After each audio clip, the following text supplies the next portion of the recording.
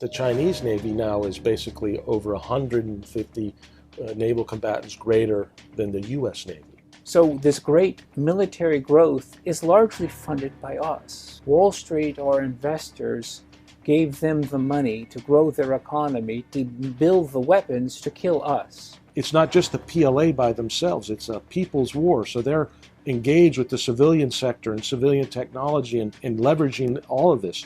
James Fanell and Brad Thayer are co-authors of Embracing Communist China, America's Greatest Strategic Failure. Brad Thayer is a senior fellow at the Center for Security Policy. James Fanell is a retired U.S. Navy captain and former director of intelligence and information operations for the U.S. Pacific Fleet. Now it seems like we have people in charge of this progressive movement that are adopting the policies of the Chinese Communist Party. Just look what happened in COVID. Whether communist tyranny wins or whether freedom does, of course, is the fundamental issue of this century. This is American Thought Leaders, and I'm Yanye Kellick. Jim Fanell, Brad Thayer, such a pleasure to have you on American Thought Leaders. Thank you. It's our pleasure to join you. Thank you, Jan. In a nutshell, if you can encapsulate for me the threat, the entirety of the threat of the Chinese Communist Party to America.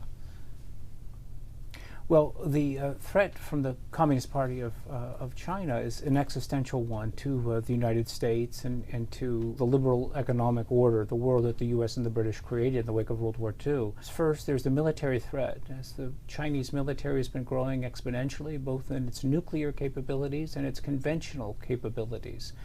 And they've been applying that military might, that hard power against allies like the Philippines or the Japanese, and elsewhere, also key U.S. partners like Taiwan, which increasingly is coming under the threat of invasion, or India. There's also the economic threat. We hollowed out our manufacturing capability in the 1990s and the noughties and sent it to China. And we recognized, of course, with COVID, the prodigious cost of doing that when we had to rely on China to provide our own personal protective equipment as well as pharmaceuticals like penicillin and other key drugs. There's a technological threat, as increasingly China is replacing the U.S. in chip production, aircraft production, and in many other areas. In diplomacy, with the Belt and Road Initiative and other mechanisms that the Chinese are employing to advance their vision of international politics, their vision of what the world should look like. And lastly, there's the ideological threat, where Chinese Communist Party, as a communist government, seeks to kill the United States, that is, as a bourgeois government, as a state, and they seek to replace the United States, eliminating it as the dominant state in international politics. So just as you can't be a married bachelor, you can't be a peaceful communist. And so we should expect that China is increasingly aggressive under Xi Jinping or really any other leader, and Americans should expect, of course, that security competition between the U.S. And the People's Republic is only going to intensify in the near term. So this word, kill, when you think about it, what does that mean in the context of America? It's a very strong word. It is a strong word, and it indicates that we're in an existential battle with a nation that has a view that says that they want to be running the globe, they want to have control of everything. And because they're a totalitarian regime, they stand opposed to anybody that would offer an opposing view, like the American and Western civilization.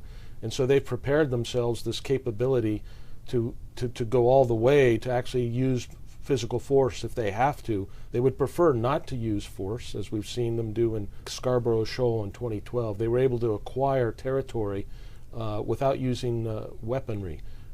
But they are preparing themselves, and they have prepared themselves to be able to use military and physical force to achieve their goal. And so, a big part of this is, of course, deception and subversion. And indeed, this is described very openly in Chinese doctrine, PLA military doctrine, and so forth over the past few decades. And somehow, Americans and frankly many other nations fell asleep at the wheel. I mean, how did this exactly happen? Right, that a relatively small communist power became, this existential threat that you just described, Jim? Well, the origins go back to the Cold War.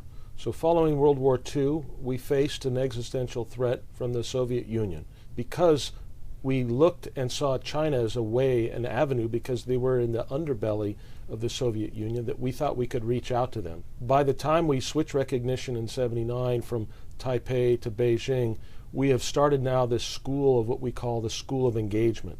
We can call it the Kissinger School of Engagement. And it started to permeate this entire federal government here. Think tanks, the State Department, Defense Department, our literature, our analysis, and their idea that if we engage, things will get better in our relations with China. They'll modernize, they'll come along and follow the existing international order. And that went on for 40 plus years. And during that time, no one ever stopped and said, hey, is this working? Something that's very interesting in there is you talk about the end of history, right? 1989, the Soviet Union collapses a few years later, and there's this kind of, I don't know, mania, like, liberal democracy has won, and Francis Fukuyama, the end of history, it becomes this kind of, I guess, the prophet with the prophecy having come true, and a whole lot of people kind of believe this, and this is part. And I found this to be a very fascinating element. Maybe Brad, you could expand on this for me. Well, certainly. We have to recall how remarkable it was that golden year of 1989, where it seemed it was possible to remake everything with the fall of communism in Central and Eastern Europe.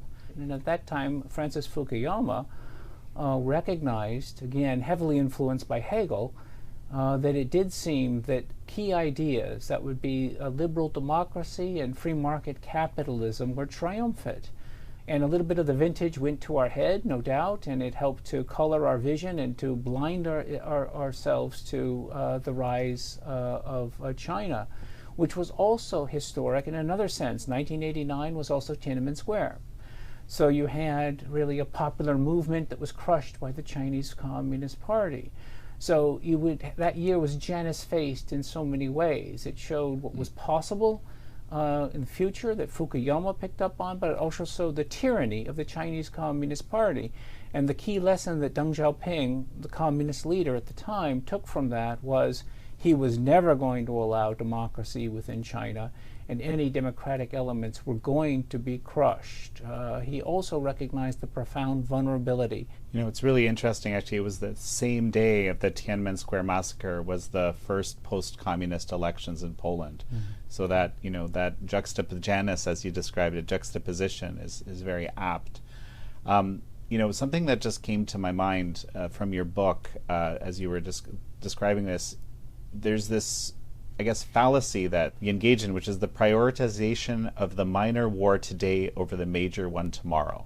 When I first read that, I thought, my goodness, that really characterizes so many multiple scenarios over the last several decades. Yeah, we went from this moment in 1989 to late 1990 and then a Desert Storm in 91.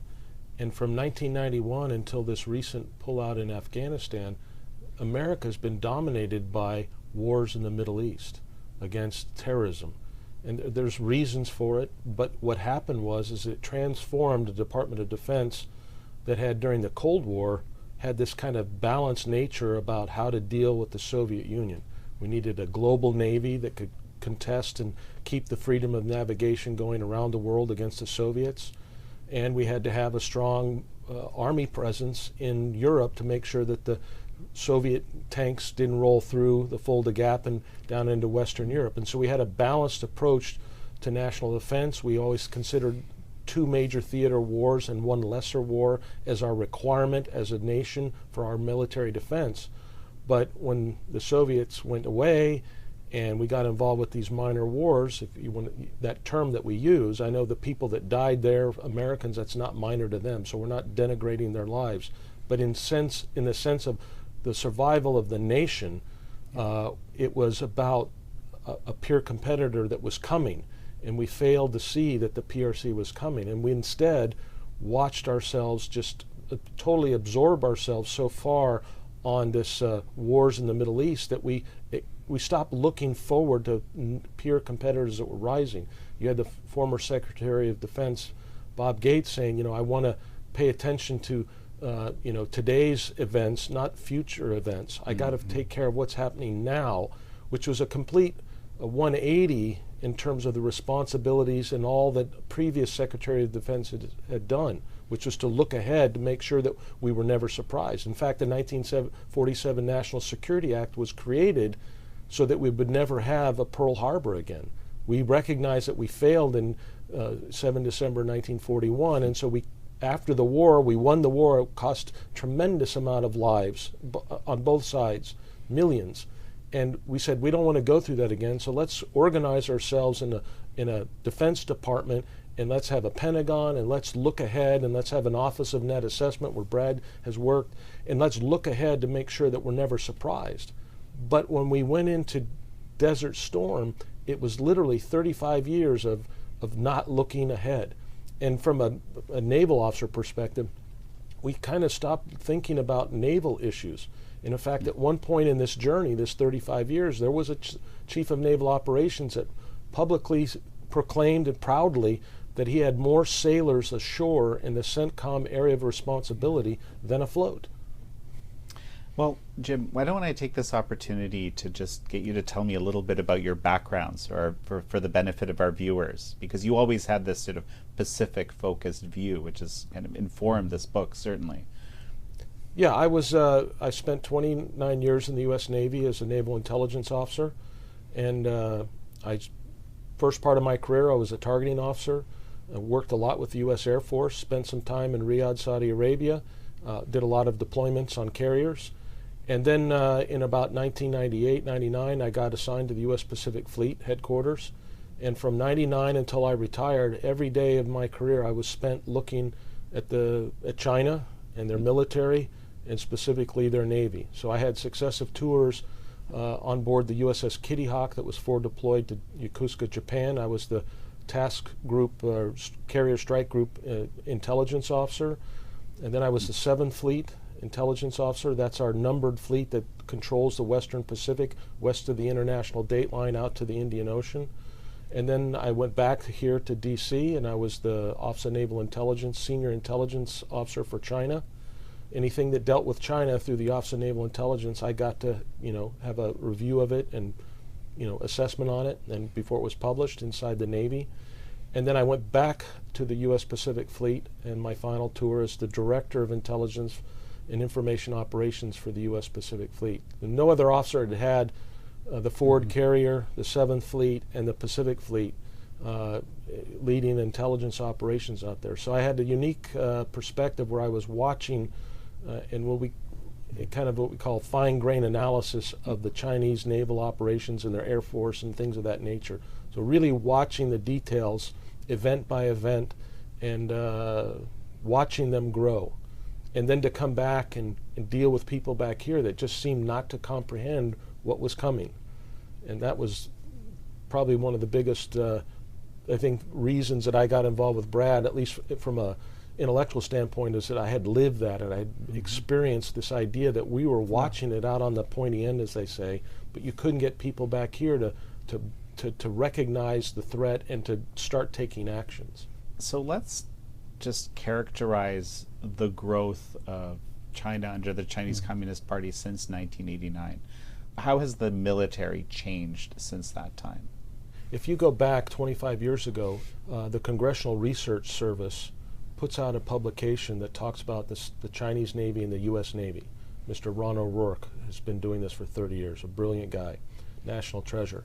And he records and puts this out, and it showed, if you went back 25 years ago, it would show that the U.S. Navy had well over 150 naval combatants more than the PLA Navy that was then, 25 years ago, basically a coastal Navy that was operating mostly just 30, 40, 50 miles off the coast of China.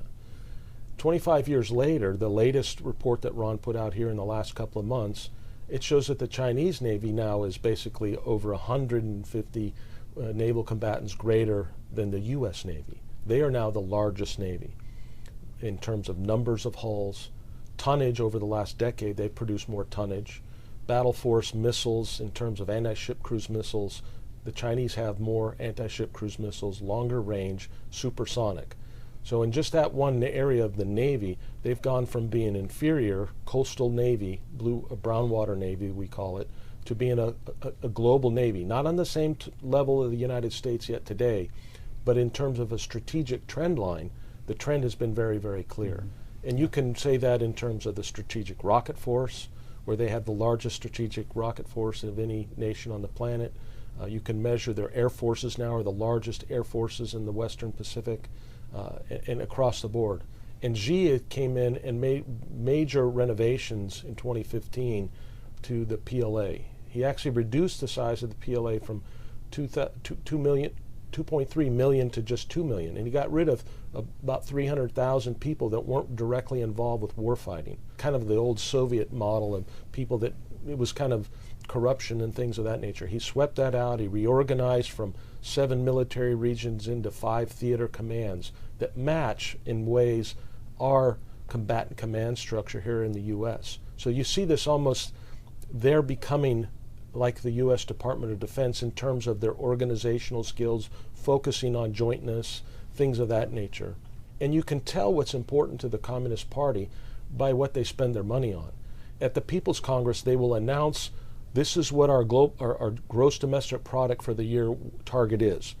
And we'll also tell you what we'll spend on defense. Well, in 2020, when COVID hit, March of 2020, it was the first time that the Chinese government had never been able to give, in 28 years, the first time they could not say what their GDP growth was going to be because of the effects of COVID. But in that same Congress, they were able to say, what we will spend 6% of our GDP, whatever it is, 6% will go to the PLA. And the next year, it was the same thing. They couldn't give a precise GDP number, but they were confident that they could grow the PLA by 6.8%. So that's been going on for 30 years, that the PLA always gets more percent increase of the budget, grows every year as compared to their gross domestic product. So they prioritize spending on the PLA. And that's resulted in things, for instance, when you include purchasing power parity, that they only spend say 250 billion a year on defense, and we're spending almost $1 trillion. So we're spending, quite a bit more, but each year, for every ship that we produce, the Chinese produce 5. So it's really been phenomenal what they've done, and it's, again, hard to comprehend how this city hasn't recognized that and said we have to do something. This is the only military in the world, the Chinese military, that's kind of designed, structured, and you alluded to this in what you were saying, to challenge the American military. What we need to do is take a step back and recognize something which is historically remarkable. And that is, first, that China went from about 0.6% of world gross domestic product in 1990 to about 18 or 19% in 2019. That is, so about roughly 1/5 of the world's economy was rooted in China. In 30 years, it went from nothing, a backwater, to producing about 1/5. That's remarkable, and that seldom happens in international politics. Secondly, what is equally remarkable is that the United States funded this. The United States allowed this to occur. Previous historical examples would be Bismarck unifying Germany in 1860s and in 1870, 1871, leading to about 30 years of a rough peace. Japan after 1868, leading again to about 30 years of difficulty before Japanese aggression and militarism came to the fore.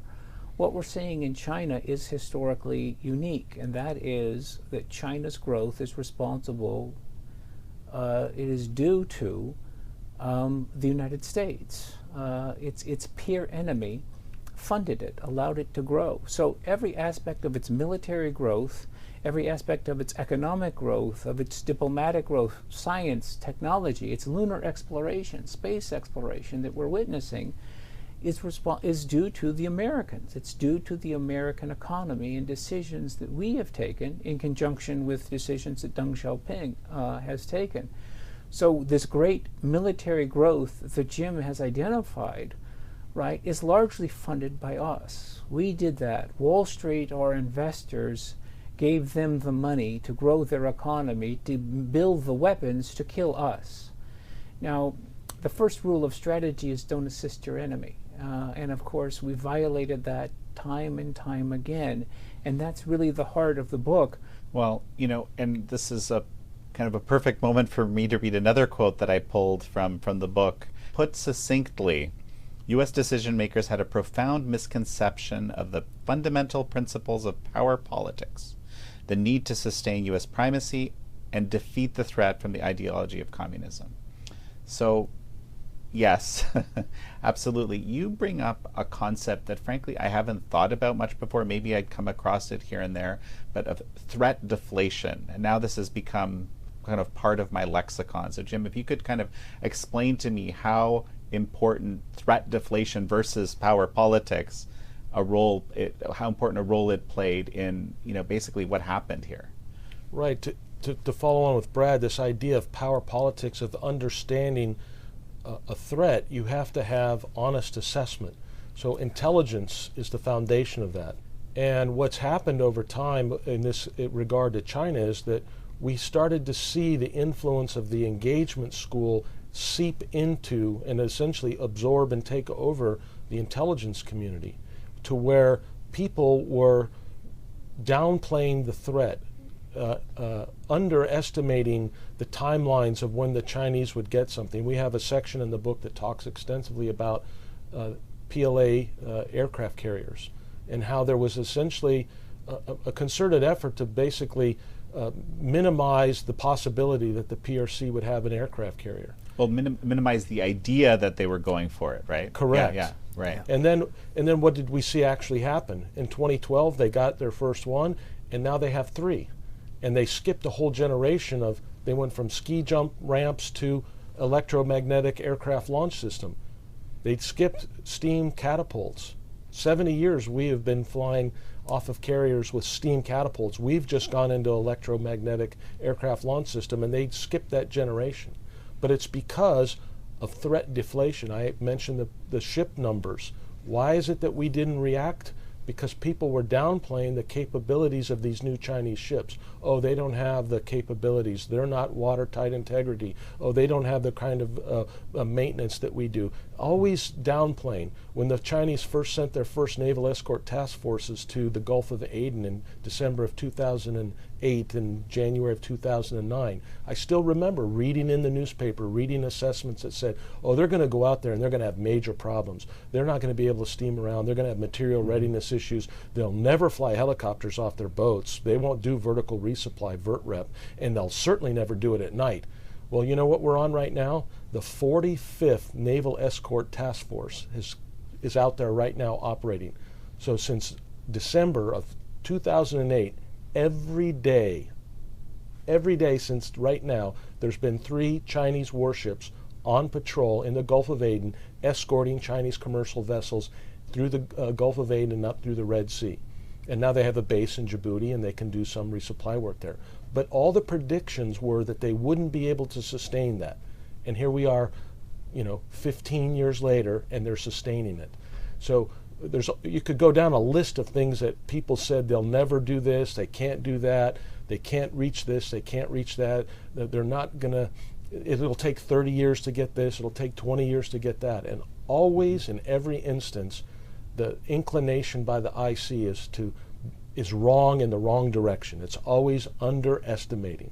It's fascinating. I want to touch on one thing that I'm just remembering from the book about, essentially, you get this sense that naval leadership seemed to be hell-bent on showing, everything they got to their Chinese counterparts, to the point where Congress had to enact laws that would prevent that. And even then, naval leadership would try to circumvent those laws and still show everything. I mean, if I'm overblowing it, let me know, Jim, but it just seems like such an astonishing reality.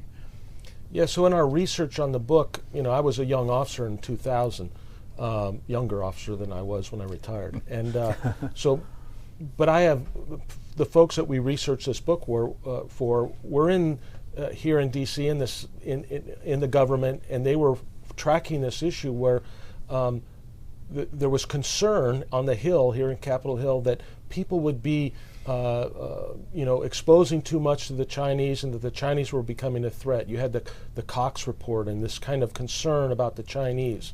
So they wrote the National Defense Authorization Act of 2000, which instituted all these thou shalt nots. The Department of Defense shall not expose this, shall not do these kinds of engagements, shall not, shall not, shall not. And as one of the people, Bill Triplett, that provided us this information, the former Senate staffer, he basically said, can you imagine in the Cold War if the U.S. Congress had to write a law to say to the Department of Defense, don't engage with the Soviet Union, right? It would have been incomprehensible that you'd have to write a law to tell the Department of Defense not to engage with the enemy. But that's exactly what the Congress had to do in 2000. And subsequently, and we demonstrate it, and we show pictures even, since 2000, the department has continued to try to engage.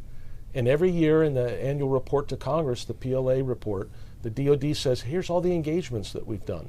Now, nobody has violated a law, and they'll have their attorneys say, we didn't violate the law because they've found ways to get around it. Never in all that process, in a public way or in a policy way, did the department say, we must stop engagement because we are aiding and abetting our adversary with knowledge of our tactics, techniques, and procedures on how to fight and win wars. You know, it's really astonishing. And it just reminds me also, we were talking about the end of history earlier.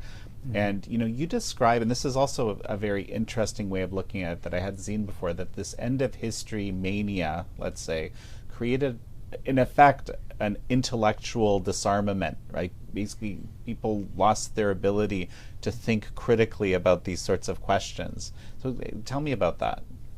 Well, it certainly did, and that would be that with the victory over the Soviet Union at the end of the Cold War was astonishing for so many Americans, that the Soviet communism imploded so rapidly.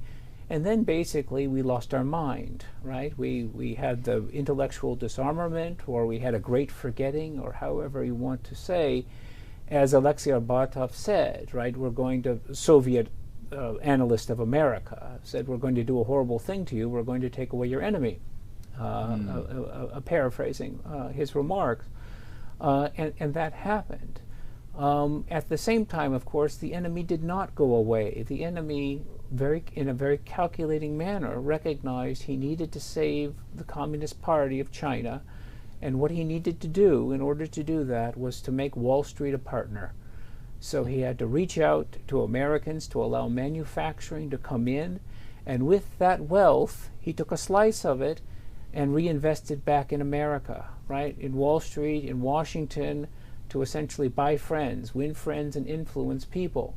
Mm-hmm. So a Clinton administration that had run a campaign in 1992 saying that the Bush administration had coddled dictators from Baghdad to Beijing, 2 years later removed any type of human rights restriction from the renewal of most favored nation status, which is what Deng Xiaoping wanted, because that allowed the Chinese economy then to move to the next level. And also Clinton put him on the path to the World Trade Organization, which was ultimately what they wanted, which allowed rocket fuel into the Chinese economy. So we lost our ability. We chose to disarm ourselves. We chose not to see the world through the framework of great power politics or of power politics, as our grandparents had done or our parents had done. And as a result of that, we squandered, if you will, the birthright. We squandered what they gave us. They gave us a Pax Americana. They gave us a period of American dominance, of peace, of stability in international politics, which should have lasted for 50 years. It should have lasted maybe for a century, as these periods had before in international politics. And instead, what happened? In essence, Clinton sold it. We made those decisions which put us on this path to engagement, which abandoned every principle of power politics in favor of assisting your enemy. and aiding your enemy, sharing secrets, knowledge, the ability of how to do things. The Navy, Jim has illustrated expertly, but that was also done by U.S. firms in manufacturing, right, and really the totality. At American universities, similarly, we were training hundreds of thousands of Chinese students in terms of STEM and other disciplines so that they could go back and essentially replicate that knowledge, apply that knowledge for their own aims. So the end of history, of course, was, in the short term, it was a triumphant moment, but its cost was formidable, and that accounts for the existential threat that we have today. I just want to, I guess, add that this was definitely a kind of a bipartisan love affair. I mean, I can't help but think that it was George H.W. Bush who, after the Tiananmen Square massacre in '89, basically sent the message over to Deng saying, hey, it'll be okay. Right? Indeed, he did, and that was two elements there. One was the pernicious aspect that George H.W. Bush had, that he had a personal relationship with Deng and therefore understood him. He had met with him. So that personal relationship, right, which Deng was key to play on, right? Deng is a communist and was never going to do anything that Bush wanted, but Bush really an element of naivete there, fundamentally. From the standpoint of power politics, Bush had Deng where he wanted him and could have extracted human rights changes. He could have something on Tibet or on treatment of Muslims or religious freedom. There was so much that Bush had, again, at a time of great vulnerability for the Chinese Communist Party, and yet Bush just let it pass. And that's egregious. And then, of course, Clinton, if you will, opening the door at a fundamental level to this was equally disastrous. There were a number of these deep relationships. I'm just remembering, recently passed Senator Dianne Feinstein with Jiang Zemin, who was, the subsequent dictator.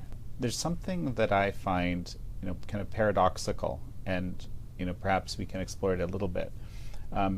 It seems obvious to me that the human rights reality of any country should inform, let's call it, their ethics, okay? Like if you look at the human rights reality of any nation, you'll get a sense of essentially how they might be dealing with you. To me, that's a truism. It's kind of obvious. So it makes no sense to me decouple those things. And it, of course, in hindsight, we can see it is a disaster to decouple that. But there hasn't been a serious effort to recouple it since. We've been adrift because we've lost the fundamental principles of power politics, and so we've lost the fundamental identification of what statesmanship requires in our relationship with the People's Republic of China, or Russia or Iran. It applies to other states as well. But I think that's a fundamental problem that we face in our foreign policy. Reagan described the Soviet Communist Party as the center of evil in the modern world in a very famous address in Orlando in March of 1983, and we need to have that recognition again. And instead, what have we had? Almost like an addict, right? Nothing can prevent us from engaging with China. Necessary decoupling, which Trump started, right? However fitful that was, it was a step in the right direction. With the Biden administration, of course, now is recoupling, if you will, or the return to engagement with a vengeance. And it does seem, Jan, if you look at the history of American foreign relations, the end of the Cold War was one of those dramatic, it was a tipping point, where the quality of leadership that you had before was far superior to the quality of leadership that we have had in the wake of the Cold War, in terms of our expectations of our presidents, of our secretaries of defense, or secretaries of war, secretaries of state, etc. And part of that is, I think, informs, if you will, our inability to recognize the nature of the CCP threat and our vacillation in terms of what is it that we wanted to do in the wake of the defeat of the Soviet Union. Were we going to nation build? Were we going to solve the problems of the Balkans? Were we going to get rid of Saddam Hussein and spread democracy in the Middle East? Or what was our relationship with India going to be, or what was our relationship with other democracies going to be, it has been largely inchoate. And that's very dangerous because it is squandering the value of primacy. It's squandering American leadership as a result of it. I referenced before, we could have had the Pax Americana, and we could have had tremendous stability in international politics as a consequence of that, working with our key allies and partners around the world to sustain that stability. And instead, what are we doing? Well, the PRC is challenging our primacy directly, and our allies and partners are looking at us and saying, really, what's going on here, right, with Biden? What is are you going to lead or are you not going to lead, really is their fundamental query. And with Biden, obviously, sadly, we have the answer to that. Well, so something that you do in the book, which is very interesting, is you make the case for American primacy, like what the value of that. That's interesting because that's not necessarily the school of thought, right? In fact, you know, I can't help but think to Graham Allison's book, right, and this idea that inevitably China is the rising power. The corollary is under the Chinese Communist Party and the U.S. is the declining power, and we should, and I think a lot of people just bought into this idea that this is the inevitable course of history. I find this very puzzling to me that the first couple of years of the Biden administration, it seems like largely they kind of maintained the status quo of the Trump administration, which was a significant shift for the first time from engagement. Right. Now, and then at the same time, you know, on the one hand, you have Putin going to China, declaring the no limits partnership, you know, going to war, and at the same time, it seems like there's this incredible going back to the sort of the engagement model on the side of the current administration. So can you, Jim, can you square that for me a bit? Yeah, sure. I think we saw when the Biden administration came in, they had no problem reversing anything that the previous administration had done, except in this area of the China policy. And as you said, they kept it for a couple of years. We know that in January of last year, Secretary of State Blinken wanted to go to China right when that balloon came across, and that delayed his visit. And then what we've subsequently learned is that in May, the CIA director went to China in a covert meeting in Beijing in May, and then following the next month in June, Secretary of State Blinken went to Beijing, followed by Secretary Treasury Yellen, Climate Czar Kerry. Henry Kissinger's last visit was in that same time frame. Then you had Secretary of Commerce Raimondo, all going and all talking about engagement and re-engaging with the PRC that culminated in this meeting in San Francisco with Xi and Biden, where they announced that we're going to resume mill-to-mill engagement and cooperation and communications. And it was kind of a statement to the world that you know, everything that had gone on for the previous 5 or 6 years from the time that the Trump team came in and said we need to treat China as a strategic competitor was back to the pre-Obama era and before vision of cooperation and engagement will get us a better life, a better situation, calmness and peace. And they didn't say full-throated engagement. They said we're going to compete where we can, but cooperate where we must. And so they have different language. You hear the National Security Advisor use this phrase, intensive diplomacy. So we need to have intensive diplomacy. But it's all different phraseology for the same core policy that we've had for those 40 years, the one that failed.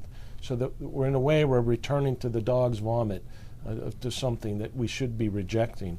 And I think there's a corollary here to this engagement.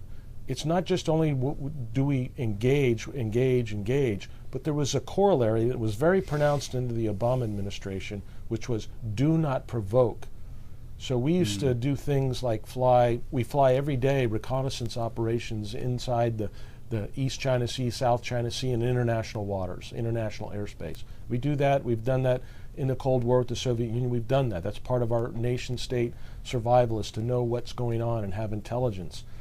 and sometimes you would delay those flights if a president or vice president was going to visit, vice versa. We'd maybe calm them down for a little bit, not do them so that they could have the state-to-state chief of state visit. Under the Obama administration, those rationalizations for delaying or canceling an SRO flight were started to go down to be Assistant Secretary of State, Assistant Secretary of Defense, and it kept going lower and lower. And the Chinese were well aware of this, and they would play these kind of visits to get us to back off doing what is required to have your own national defense. So not provoking China in the South China Sea, not sailing our ships close to disputed waters where China is bullying a treaty ally like the Philippines and things of that nature. And our allies and partners saw us back off. And I think we're going to see more of that, unfortunately, this idea that we must not provoke China. If we're going to, that Kissinger and others would say, we should never talk in public about our disagreements with China. We should do that behind closed doors. It's funny that they would say that, but when it comes to our friends in Taiwan, we were very public about, you guys, sit down, shut up, and don't provoke China. Tom Christensen's speech in 2004 in Annapolis, where he, was afraid that Chen Shui-bian was going to declare independence. So they said they tried to talk to him behind closed doors, but finally we had to come out in public and, chastise our ally in Taiwan. So we seem to be more intent on not upsetting the Chinese Communist Party than we are in assuring and reassuring our allies. Think about what happened in Hong Kong.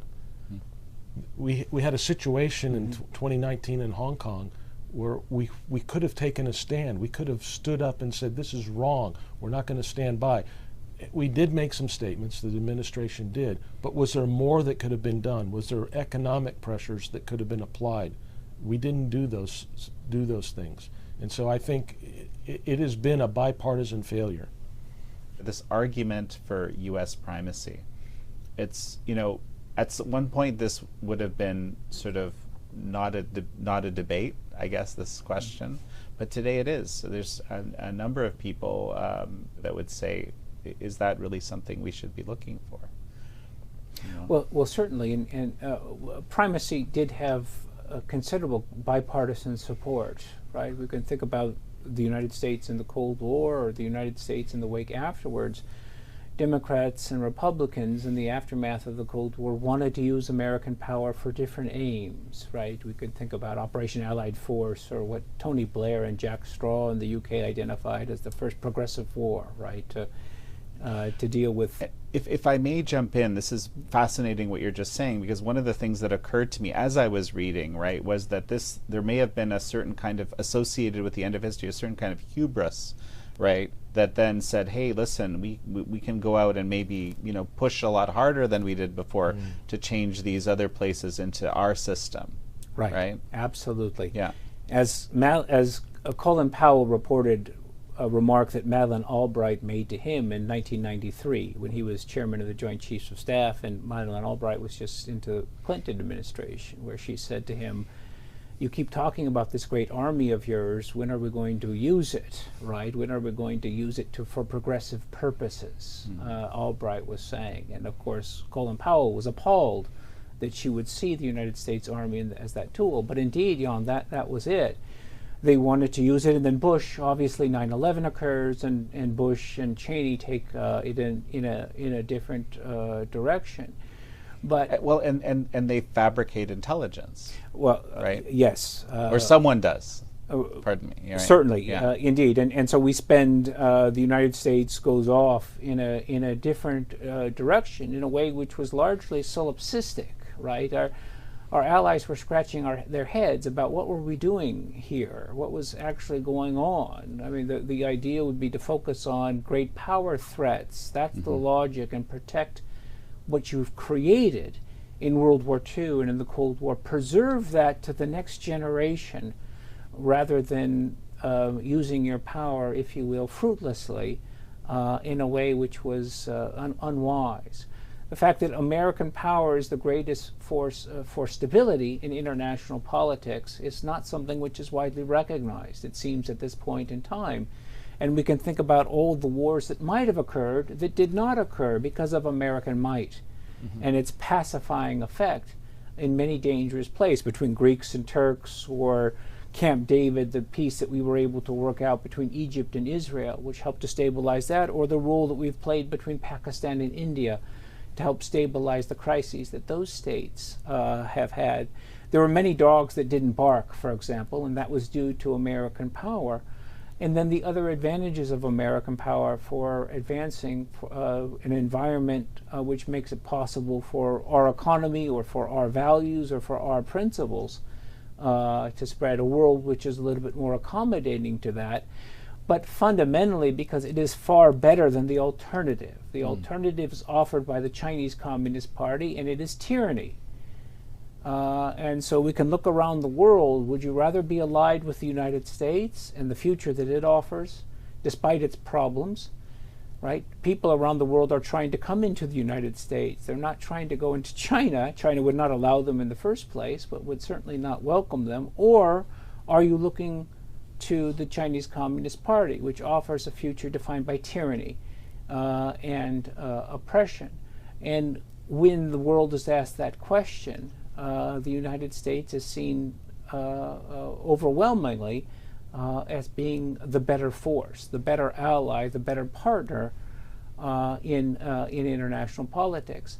And that's a profound strength that we have ultimately because of our ideology. Our ideology is better than communism. It offers greater freedom, greater opportunity to a greater number of people than communist tyranny does. And so as the 20th century was a battle between tyranny and freedom, that thankfully freedom won at great cost and with many setbacks, the 21st century remains the same. This battle will be fought in this century as well, and whether communist tyranny wins or whether freedom does, of course, is the fundamental issue of this century. Well, some of the viewers may also be, wondering, America is also kind of fighting an internal battle. For example, right, there's been a number of instances that I'm aware of where countries question, hey, I'm not sure I want American progressivism. If it's American progressivism that's coupled with your aid, I'm not sure I want that, for example, right? We are seeing that, especially in Asia. For instance, in South Korea, there's been people that have been in the State Department that were pushing for raising the LGBTQ flag at the embassy in Seoul, and there was people in South Korea saying, hey, that's not our value. Why are you pushing this on us? Or you can go to the Middle East where they were pushing similar kinds of things to a society that didn't accept that. That was not part of their culture or their religion, and yet we were pushing it on them. The progressive movement it's based in this idea of, totalitarian control. They're going to control people. We're going to make them follow our ideology. And people don't like that. And that's not the American way. The American way is to say, hey, do your own thing, just don't harm others. Do no harm, but enjoy your life, pursue happiness, and be responsible, and things will work out. And we have a system that worked for 250 years where people could do that. And now it seems like we have people in charge of this progressive movement that are adopting the policies of the Chinese Communist Party. And just look what happened in COVID. You could watch what was going on in China, where people had to take out their cell phones and show their check mark to be able to get out of their apartment building, to be able to go into a shopping mall, to get into a restaurant. Well, how much did that happen here in the United States? Which states did that? Which states followed the Chinese Communist Party's model, social credit system?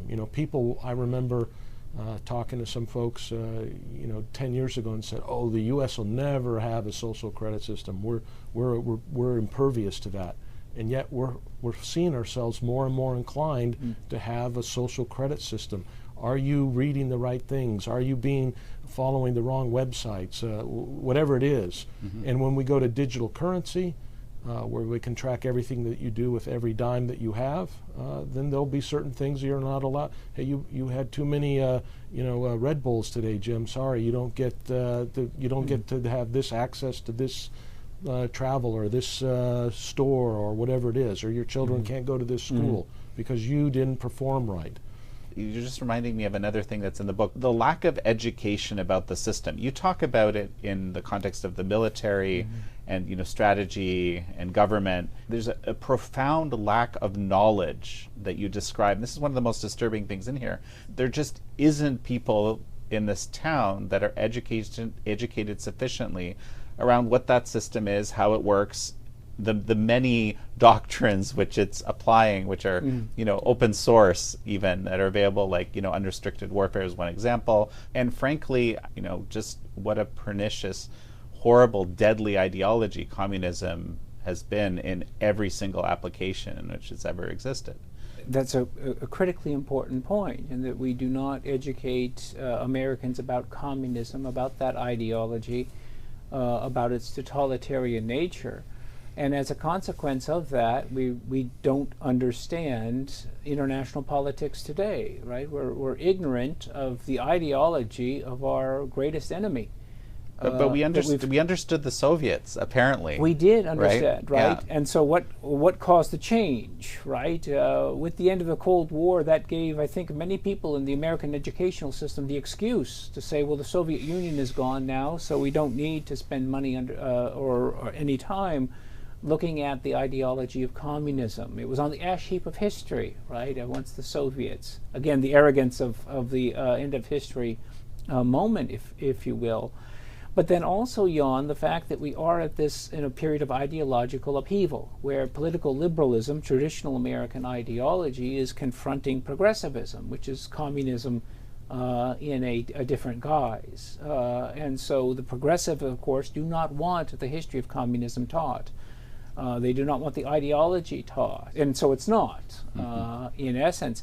And Jim can talk to joint professional military education and the fact of how our military officers are educated, but many of the fundamental problems that we face about not understanding our adversary because we're not teaching the adversary's ideology is a rather curious fact, isn't it? It's rather curious that you would think that you would want to know about this, but there's the negation that the People's Republic of China is our enemy.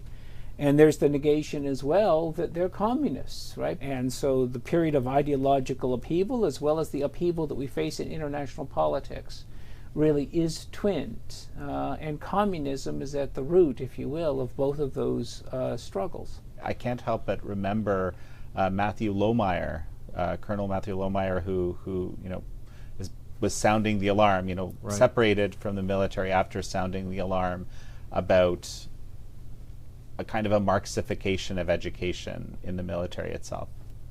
Yeah, I think what Brad was describing in your question, we stopped doing fundamentals. We stopped teaching the fundamentals of what it meant to be a nation state and the threats to that nation state and to your own survival. And so when we stopped teaching it in kindergarten through 12th grade, that had an effect in the military. And so my conversations with folks here in this town that teach professional military education in the different service centers, they said what was happening is that while they at that level, the higher level of professional military education, still had some training on these kind of things, what they were finding is that the younger officers that were coming in didn't have that foundational knowledge in terms of just awareness of the threat of communism and how the Chinese Communist Party is pushing and built up around that ideology, and what does that mean to a national defense community, and then how do we combat that at all levels? Because the Chinese Communist Party uses comprehensive national power, so it's not just the PLA by themselves, it's a people's war, so they're engaged with the civilian sector and civilian technology and leveraging all of this. So our Department of Defense has to be able to be cognizant of where those vectors of attack are coming from. But what I'm afraid of, we appear to be going back to this engagement policy as we described. And what I fear is going to happen is we're going to have a bunch of, you're on the Titanic and you're heading towards this iceberg that's going to sink your ship. It's going to destroy your nation. And instead of doing something, diverting away from the danger, we've got a bunch of people that are just going to simply rearrange the deck chairs and think that that's going to save us. And so going back and renaming things and repackaging engagement, and that's my concern. And wokeism and Marxism in the military is another one of these things. It's not even just a rearrangement of the deck chairs, you could probably say. It's, well, let's throw some deck chairs overboard and that'll save us.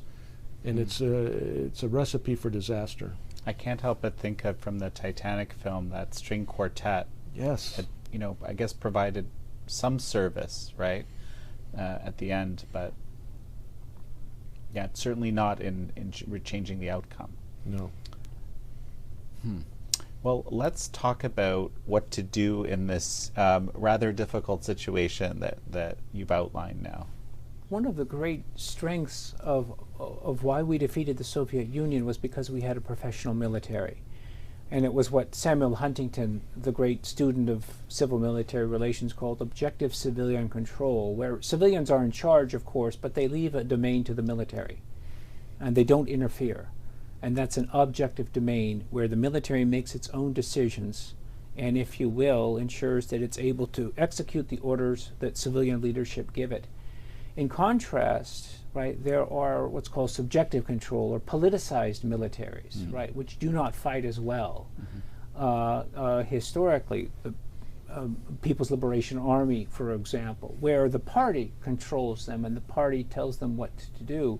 In the Cold War, we had objective civilian control, and despite the problems that we had, we did very well. Now what's happening is we're becoming the PLA, where increasingly political pressures, political interference is routinized. And so, if you will, that great strength of the military that we need to have to deal with the topic, of course, the present topic, to deal with the People's Republic of China, is being eroded. It's becoming politicized. And that means that we are not going to be as combat effective in the future. So what needs to be done in the diplomatic realm, recognize the amount of goodwill that we have. Our allies help us immeasurably. Japan, Australia, despite the problems that they have with us, and we've given them cause, to be sure, they want to remain close U.S. allies. And if I can jump in, the compact countries right now are in danger. Indeed. We've just had Grant Newsham on the show talking about this specifically. I mean, Indeed, we have introduced vulnerabilities through our blindness, intentional blindness on this front. But we have tremendous number of allies, as we did during the Cold War. We have tremendous goodwill upon which we can capitalize, and new partners like India. But they're looking to us for leadership. We have to have presidential leadership across all of these realms, whether it's the diplomatic, the military, or others. We need to have dynamic leadership at that level. The economic realm, sanctions, right, trade restrictions, cutting Beijing off from sources of New York finance, from Wall Street, is absolutely necessary to do. Our ideological component, Jan, just lastly, that I want to address on, recognizing that, again, freedom is superior to tyranny, and we have great ideological strengths to fight them and defeat them, because wherever the PRC shows up, it's defined by exploitation of people and the environment. That just goes with that territory, where the United States is a far superior ally because it has a far superior ideology, and it treats people in accord with human rights and their individual rights, which always makes us a better ally. We need to say that more forcefully time and again, and that again is going to require leadership. You know, and perhaps rediscovering that ideology to some extent, because I have to say I encounter a great many cynical people these days that question that, wonder whether there's this I talk about on this show numerous times Yuri Bezmenov talking about the demoralization of American society, and that has multiple effects. Part of it is people not believing in America anymore, and part of it is it has people actually doing things that aren't in line with that what you describe as the superior ideology, and doing things that are much more akin to what communist China did, or Soviet Russia. Jim, on the military side, of course, I'll just mention that there's quite a lot in the book in this realm, and I found it incredibly compelling, but maybe just a taste on the military side. Sure. Yeah. I mean, just two comments before that. One is, Brad talked about presidential leadership. That means that we have to have this clear and unambiguous statement that the Chinese Communist Party and the People's Republic of China are an existential threat, and that we are not going to try to bifurcate some kind of walking down the middle of the road. It just will not work. We have to declare unambiguously that they are a threat, and that needs to permeate the whole of government. The other economic piece is, you just had the National Security Advisor on the Sunday talk shows, and he was questioned by the journalist about, hey, why did you guys slap sanctions on 500 new Russian companies? And the question was, why didn't you do it before? And he explained the rationale. But he said something that's really important. He said, we have to cut off Putin's access to funds, because that's what drives his military machine. He goes, that's essential. We have to do that. But when you ask the same person, Jake Sullivan, why aren't you doing that against the Chinese Communist Party as they are funding and building the PLA? They won't do it. Well, and supporting the Russian war machine is Yeah, significantly. they're supporting Russia, right, correct. Right. So those are a couple of, I think contribute to this answer. In terms of the military solutions and recommendations that we make, first of all, we have to restate, as we did at the beginning of this, that the situation is dire and imminent in the Western Pacific right now.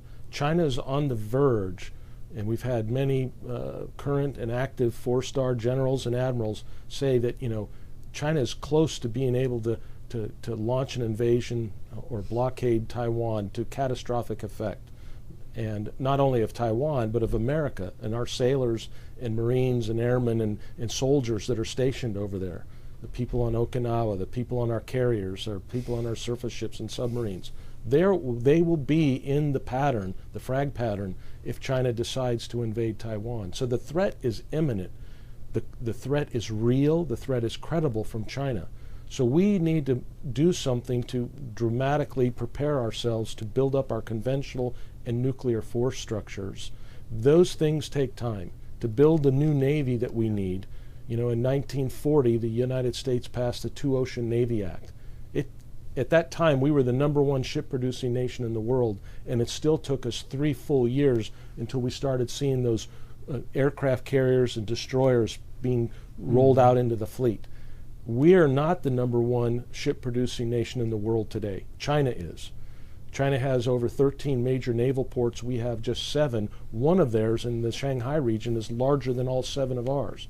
So we are in a mismatch in the ability to ramp up our military capabilities through the production of weaponry that we haven't seen since before World War II. And because we believe that the PRC is imminent to take action, and because it's going to take us time to be prepared in the conventional arena, we need to start to have these discussions with our allies and friends in the region about the introduction of nuclear munitions. And this is probably the most controversial part of the book.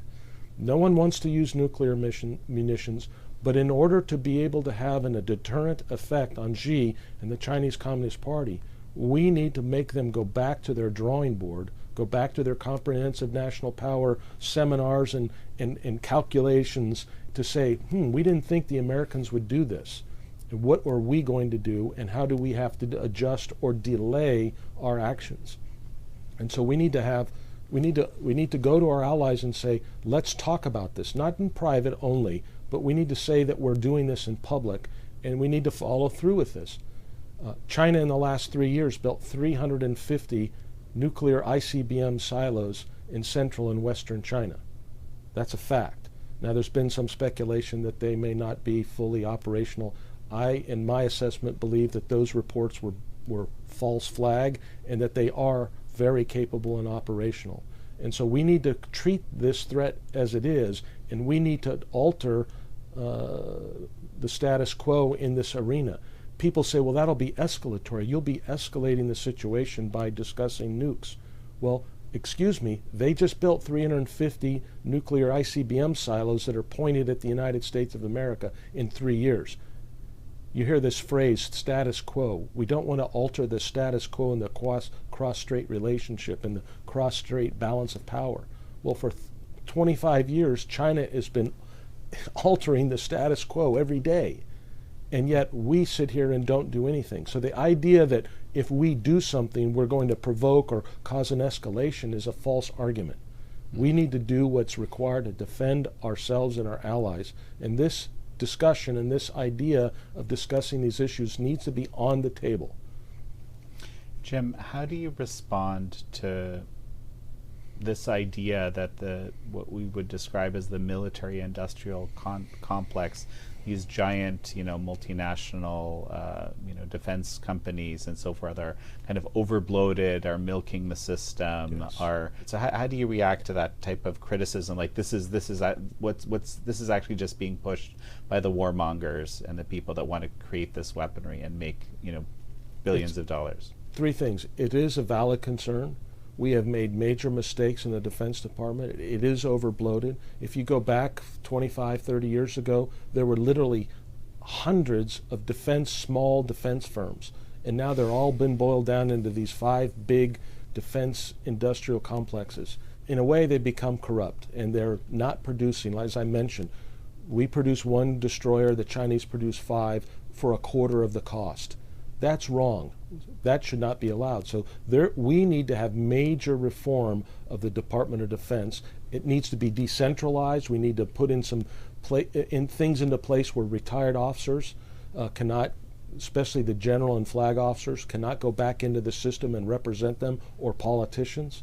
My third point is, I've never been a defense contractor. I don't work for any defense firm. I have no economic interest. But I do know that we need to have a military that can deter, not a military that can go occupy and kill. So there's a fourth element here, which is this endless war. People are tired of being involved with war. I get it. What we're talking about is not war. We're talking about deterrence. We're talking about what Reagan said, peace through strength. We need to be strong. Strong doesn't mean fighting the war. Strong means having the capacity to fight the war, that you overmatch your adversary. And right now, our adversary is overmatching us in a critical area.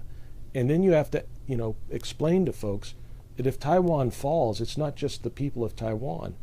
It's what does that mean to their life? What does it mean to somebody that lives in Ohio or Iowa or Mississippi? What does that mean to them when Taiwan falls and now all of a sudden chips and all that technology is in the hands of the Chinese Communist Party? What does that mean when trade, $5 trillion worth of trade, goes through the South China Sea? And the Chinese say, now we're going to control who can come in and out because we're the masters of the universe. And if you're not obeying us, then your stuff cannot come in and out. And some people say, well, that would be disadvantageous to the Chinese. They would never do that.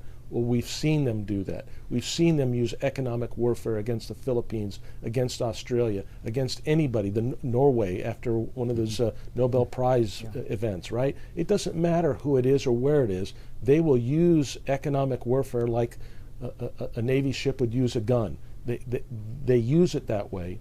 And so we have to explain to the American people that deterrence force is necessary to ensure that the Chinese cannot inflict total control over us and to do what they want to do, which is to basically obliterate the American way of life. So that's why it matters. I don't want any more wars. I've never wanted a war. People in the military, for the most part, don't want to fight wars, at least the people that are wearing the uniform that have to potentially go and risk their life. But we have to have the capacity and capability to make Xi and his gang of thugs in the Chinese Communist Party reconsider taking these actions. And right now we are failing miserably in this area. And we should not allow people in this city, in this town, and these defense firms to make profit on that. We should do what we can to minimize their capacity to take advantage of government contracts in this endless cycle of revolving door access to these big contracts. What we need is output. We need output. I need warships, I need aircraft, I need submarines, I need cyber warriors, I need space capability, all of the stuff in the new 21st century, hybrid warfare and that kind of thinking. We need those capabilities, but we cannot keep funding a city where people sit and do nothing here. There's too many bureaucrats, there's too many people that are on the dole. That's got to stop, or we'll never achieve the deterrent effect that we need. Brad, a final thought as we finish? Well, America's had difficulties before, and we've been able to overcome them, and we've been able to win the wars that we faced. So it's very important to recognize that victory is possible.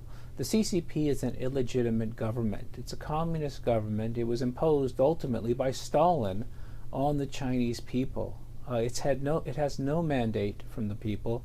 Its human rights record, the tens of millions of Chinese people that it's killed, its hyper-aggressive foreign policies, all underscore that it does not belong in the society of nations, and it should be expunged from the society of nations. And people of goodwill around the world should work to overthrow it.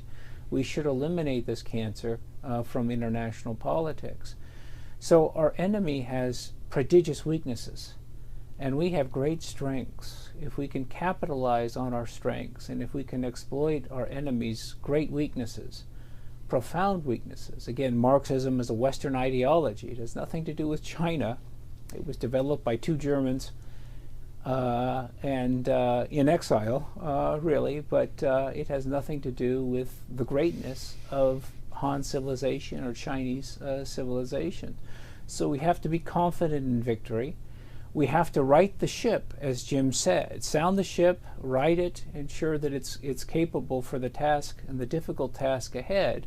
But we have great strengths, and they have great weaknesses. And if we can marshal our might, if we can go back to the ideas of our mothers and fathers, grandparents, we'll be able to defeat this existential threat as we have defeated previous ones. Well, Brad Thayer and Jim Fanell, it's such a pleasure to have had you on. Thank you, Jan. It's been an honor and a privilege for us. It's been our pleasure. Thank you very much indeed. Thank you all for joining Jim Fanell, Brad Thayer, and me on this episode of American Thought Leaders. I'm your host, Jan Jekielek.